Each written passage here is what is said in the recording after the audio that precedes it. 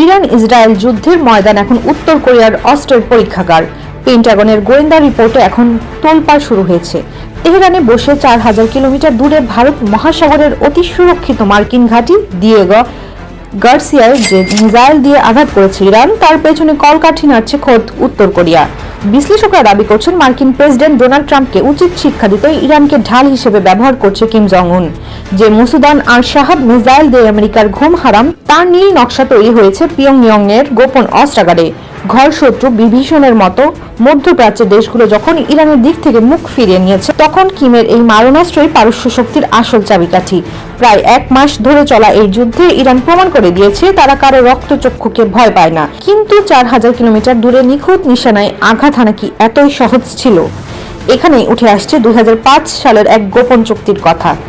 Strategic partnership between Iran and north Korea বইয়ের লেখক Bruce বেকটেল Fox নিউজকে জানিয়েছেন, ইরান সম্প্রতি দিয়েগো গার্সিয়ায় যে 19টি মুসুদান ক্ষেপণাস্ত্র ব্যবহার করেছে তা আসলে উত্তর কোরিয়ার বদৌলতে পাওয়া।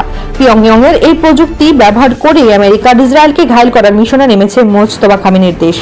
শুধু কি মুসুদান, ইরানের ব্যালিস্টিক ক্ষেপণাস্ত্র ভান্ডারের অর্ধেকের বেশি প্রযুক্তি উত্তর কোরিয়া থেকে সংগৃহীত। আমেরিকার সামরিক ঘাঁটিগুলোতে ইরান যেসব স্বল্প পাল্লার মিসাইল ছুটছে, সেখানেও পাওয়া গেছে উত্তর কোরিয়ার কিয়াম নামক প্রযুক্তি। এমনকি বর্তমানে ইরানের তুরুপের তার শাহাব-3 গাদার এবং ইমাদ ক্ষেপণাস্ত্র তৈরিতেও কিমের প্রকৌশলীরা সরাসরি কাজ করছেন। ইতিহাস বলছে 1990 এর দশকের শেষের দিকেই ইরানকে প্রায় 150টি নো-ডং সিস্টেম ক্ষেপণাস্ত্র দিয়েছিল উত্তর কোরিয়া। আর আজ সেই পুরনো প্রযুক্তি আধুনিক রূপ নিয়ে ট্রাম্পের আধিপত্যকে চুরমার করে দিচ্ছে।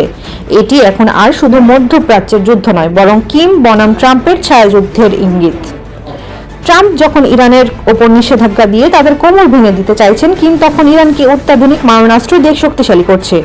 পিয়ংইয়ং আর তেহরানের এই মেলবন্ধন কি তবে ওয়াশিংটনের পতন ঘটাবে? একদিকে পশ্চিমা নীল নকশা, অন্যদিকে দুই একগুঁয়ে শক্তির পাল্টাপাল্টি চ্যালেঞ্জ। বিশ্ব এখন তৃতীয় বিশ্বযুদ্ধের দিকে এগোচ্ছে।